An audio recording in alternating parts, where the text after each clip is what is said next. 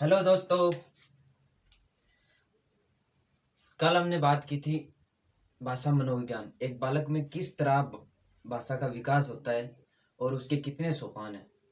तो आज हम बात करेंगे भाषा के रूप, जिसमें सबसे पहले आता है मातृभाषा। अब देखिए, मातृभाषा कहते हैं, इन सब को लेकर हम बात करेंगे। सबसे पहले बात करते हैं कि भाषा के रूप। सामान्यतः व्यवहारिक तौर पर देखा जाए तो हम 5 प्रकार से देख सकते हैं, यानी 5 रूप होते हैं भाषा के। ठीक है। इसके बाद मातृभाषा क्या होती है? सिंपल सी परिभाषा है कि माँ के द्वारा बोली जाने वाली भाषा क्या है? मातृभाषा है। अब इसको परिभाषा में बांधते हैं तो एक बालक सबसे पहले अपनी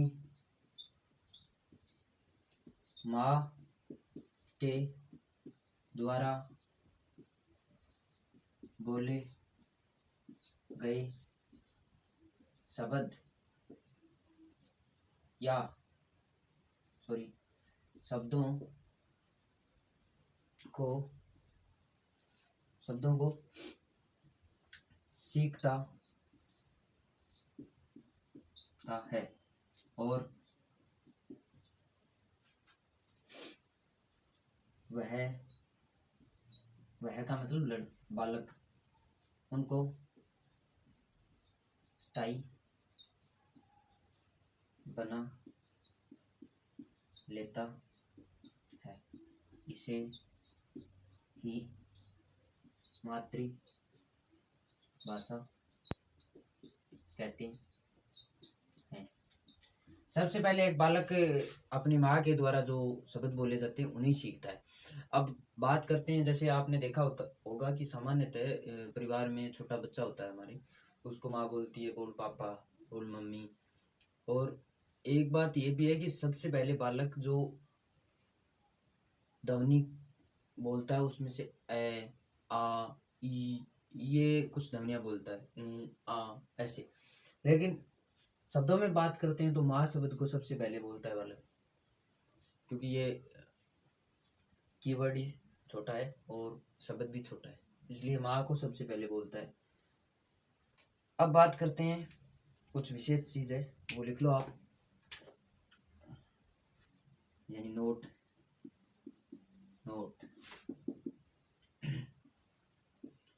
बालक की प्रथम गुरु उसकी माँ एवं बालक की प्रथम पाठशाला उसका परिवार कहलाता है। यानी एक बालक की प्रथम गुरु उसकी माँ होती है और प्रथम पाठशाला उसका परिवार। ठीक है। उसके बाद बात करते हैं, या आपने इसका स्क्रीनशॉट ले सकते हो आप।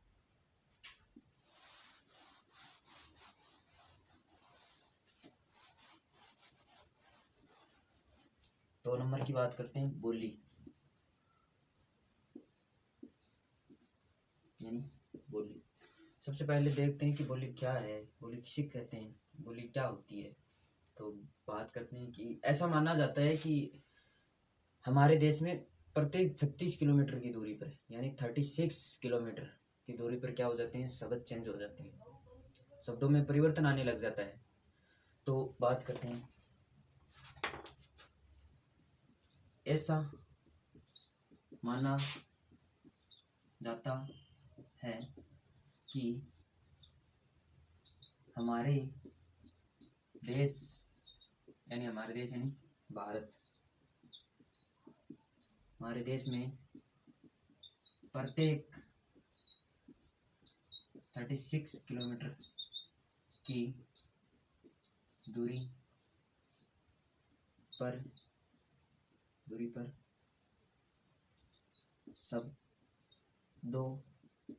शब्दों में परिवर्तन आता है और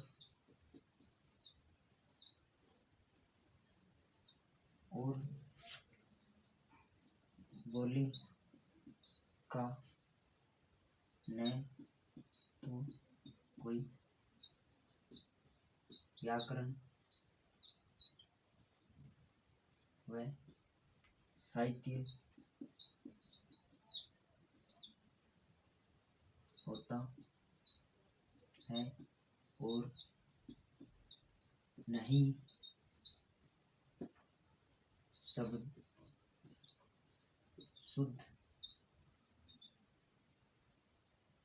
शुद्धता व अशुद्धता को देखा जाता है। यानी कि बोली एक ऐसी है कि जिसमें नहीं तो शुद्धता देखी जाती है और नहीं अशुद्धता। जैसे मान लो हम कहीं जाते हैं तो वहाँ पे रिश्तेदारी में जाते हैं तो बोलते हैं कि चाय वाय पी लो, खाना वाना खा लो। अब वाना क्या है, वाय क्या है। ये कुछ शब्द हैं जो कि हमारे बोली के द्वारा सामान्यतः क्षेत्रीय भाषा होती है ये, तो उसमें आ गए हैं और नहीं उनका कोई अस्तित्व है। लेकिन वो क्या है, हमारे एक प्रकार से, जैसे गंगानगर साइड की बात करते हैं तो गंगानगर में पुत्र होता है, उसको पुत्र बोलते हैं। तो ये क्या है, ये क्षेत्रीय भाषा का ही प्रभाव है। ठीक है,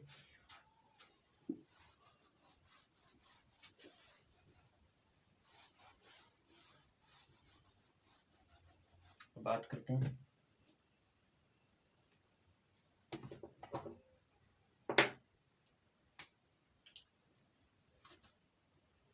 प्रादेशिक भाषा, यानी 3 नंबर हो गए ना। अब बात करते हैं प्रादेशिक भाषा क्या होती है, प्रादेशिक भाषा किसे कहते हैं। तो सिंपल सी बात है कि किसी राष्ट्र या देश में बोली जाने वाली भाषा ही क्या है, प्रादेशिक भाषा है। अब प्रादेशिक भाषा कौन सी है, फॉर एग्जांपल जैसे हमारे क्षेत्र के हिसाब से भारत देश में सब स्टेट में, सब में तो नहीं, लगभग स्टेट में अलग अलग भाषाएं हैं। तो बात करते हैं कि जैसे गुजरात में गुजराती बोली जाती है, पंजाब में पंजाबी बोली जाती है। तो ये क्या है, ये प्रादेशिक भाषाएं, क्योंकि भाषाओं के आधार, जैसे महाराष्ट्र में मराठी, ये अपने अपने क्षेत्र में बोली जाती है। तो बात करते हैं इसकी परिभाषा की, जो कि एक जिसमें आप बात करते हैं कि पुस्तक के अनुसार क्या परिभाषा हो सकती है। तो एक देश या राष्ट्र में बोली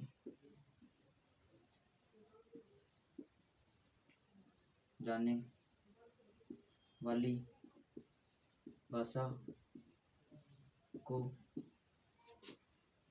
प्रादेशिक भाषा कहते हैं और इसका स्वयं का साहित्य, व्याकरण, लिपि होती है और शब्द कोश भी होता है। जैसा कि बात करते हैं कि हमारे संविधान में 22 भाषाओं को अप्रूव किया गया है, कि हमारे भारत देश में 22 भाषाएं हैं संवैधानिक तौर पे प्रादेशिक भाषा के रूप में। अब बात करते हैं कि इससे प्रश्न कैसे आता है। कुछ टीचर्स एग्जामों में आया हुआ है प्रश्न, जैसे एक प्रश्न तो ये आता है, निम्न में से कौन सी भाषा प्रादेशिक नहीं है? तो उसमें फर्स्ट नंबर पे जैसे आ गया पंजाबी, सेकंड पे आ गया राजस्थानी, थर्ड नंबर पे आ गया गुजराती, और फोर्थ नंबर पे आ गया मराठी। अब ज़्यादातर लोग क्या करेंगे? राजस्थानी करेंगे।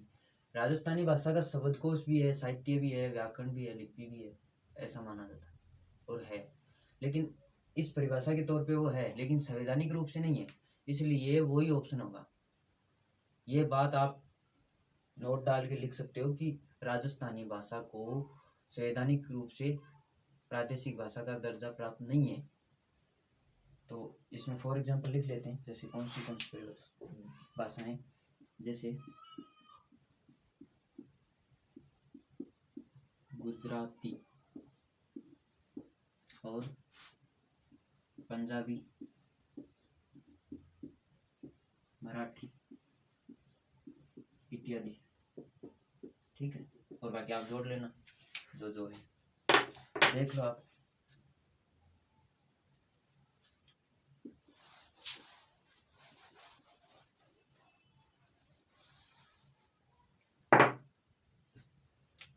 फोर नंबर पे राजभाषा। ठीक है, अब देखिए राजभाषा क्या है, राजभाषा किसे कहते हैं, परिभाषा पे देखते हैं तो एक सिंपल सी परिभाषा के अनुसार समझ सकते हैं, जिस देश या राष्ट्र का सरकारी कामकाज, जैसे कार्यालय तो होता है ना, जैसे तहसील है, कोर्ट है, इन सब में जिस भाषा का उपयोग किया जाता है वही भाषा क्या है, राजभाषा में मान्य है। तो बात करते हैं,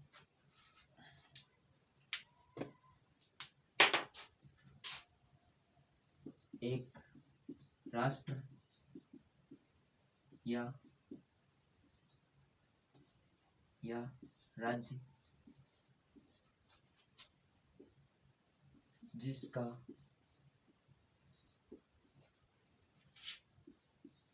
सरकारी काम काज यानी कि कार्य जिस भाषा में किया जाता है वह उस राष्ट्र या राज्य की राजभाषा कहलाती है। ठीक है, अब बात करते हैं कि क्या भारत में ऐसी कोई भाषा है? तो अफसोस बिल्कुल है। तो देखते हैं,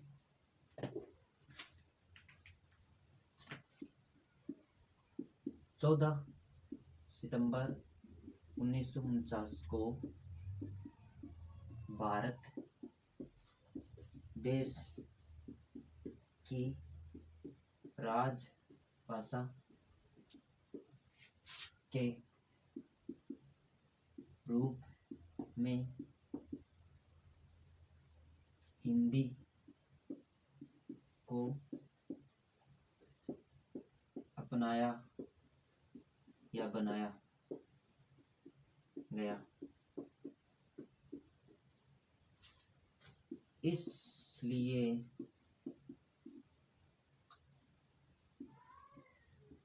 हिंदी दिवस 14 सितंबर को मनाया जाता है। इसीलिए 14 सितंबर को क्या मनाया जाता है? हिंदी दिवस। और अब बात करते हैं इसको मान्यता प्राप्त कौन से आर्टिकल में, तो एक बार मैं यहीं पे लिख देता हूँ, हिंदी को राजभाषा होने का दर्जा अनुच्छेद 343 यानी 343 में दिया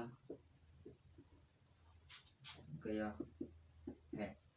यानी अनुच्छेद 343 में राजभाषा होने का दर्जा दिया गया है। और कब दिया गया? 14 सितंबर 1949 को।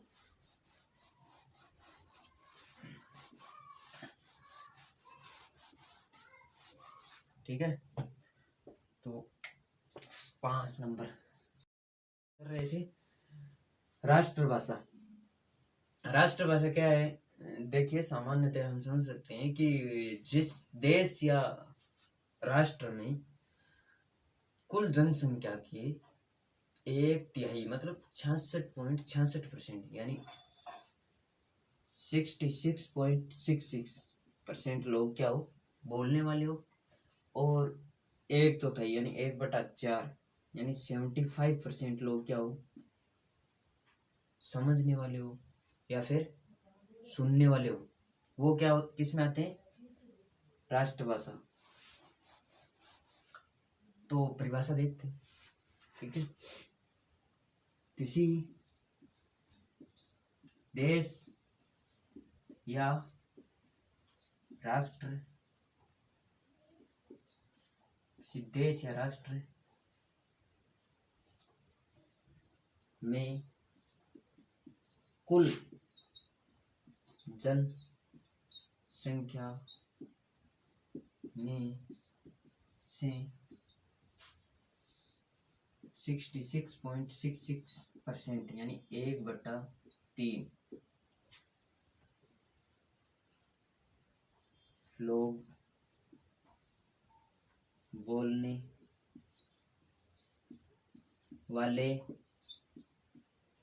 हो और 75% यानी 1/4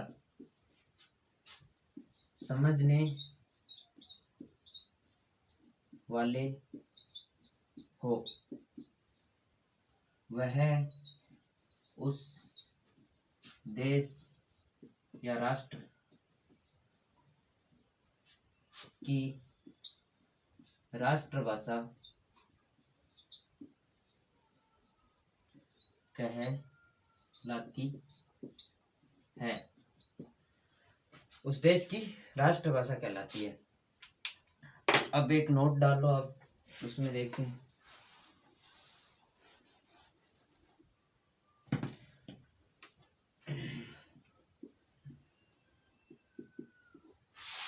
भारत देश की कोई राष्ट्र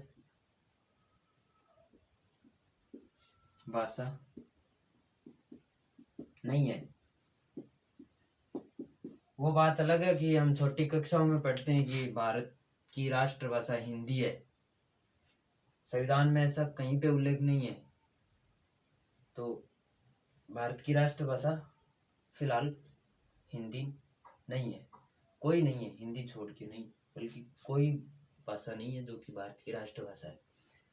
1 नंबर तो ये हो गया। 2 नंबर बात करते हैं सेकंड। NCF 2005 के त्रिभाषा सूत्र से ऐसा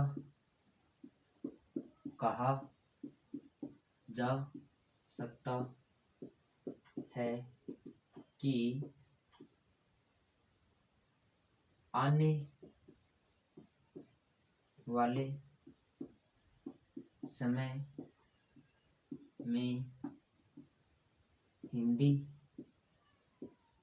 भारत की राष्ट्र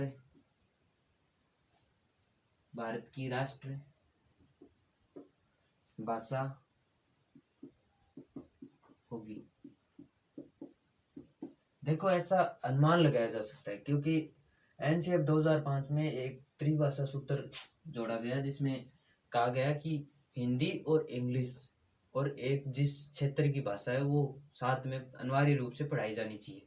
और आप सामान्यतः देख सकते हैं कि हिंदी और इंग्लिश अनिवार्य रूप से पढ़ाई जाती है, लेकिन ऐसा अनुमान लगा सकते हैं कि आने वाले कुछ ही समय में हमारी राष्ट्रभाषा हिंदी होगी। ये हम ऐसी आशा करते हैं। तो ठीक है, थैंक यू। अगर वीडियो पसंद आए तो लाइक, शेयर, सब्सक्राइब, कमेंट जरूर करें।